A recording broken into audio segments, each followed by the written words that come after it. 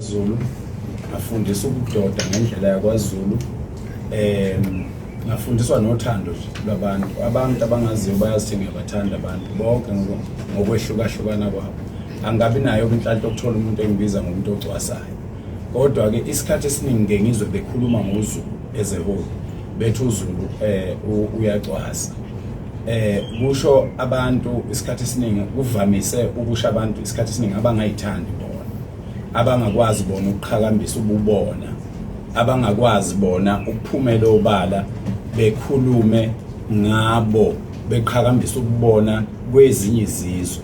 bese mawufika wena uMzulu uthi mina ngwakwaNongoma ehlala Nkosi ngiphuma enhlokodolobha yobukhosi bakwaZulu yena afuna ukuthi uthi wena ngwase South Africa ileyo ke inkinga ngivama ukuyizwa kodwa cha mina angibabandlula abantu futhi angikhumbula undunankulu wami umhlonishwa uThami Ntuli ebandlula abantu ngoba siyamlandela thina kakhulu kodwa siyayazi inkinga yabantu abazesabayo ukuba yibo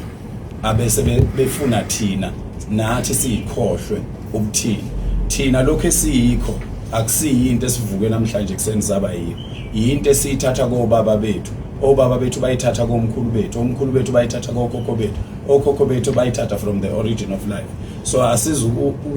ukusatshiswa ngabantu abanqene kuba yibo abangeke begiye lapha edolobheni kugcwele abantu ngoba ethi uzophoxeka mina ngiphoxeki ngigiya lapha edolobheni anda ngingayifakile kuvela isinqe kungabi indaba zalutho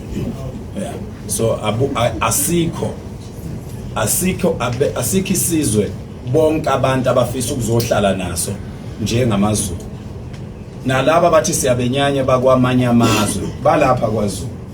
bayaphila baze benze ngisho babe nesibindi sokudelela ubaba umkhwanaze eyiphoyisa babe nesibindi sokubamba amaphoyisa ngedlozana emgwaqweni kubuka bonke abantu ukubeke si-tribalist ngabe kuyenzeka lokho ngabe bake bangena yini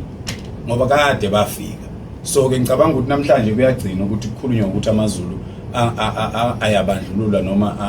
angama-tribalist bangaqhubeka labo abazama ukuntshontsha umsoco kwalento esiyenzayo ngoba befuna ukubulala lento esiyenzayo ukulwela izwe lethu nokuvikela indawo yakithi bese bethi singama-tribalist ngoba bona kwezabe indawo bavumela ukuthi kufe ngisho amakhosi angabafana endaweni zabo lapha kithi inkosi into enkulu kabi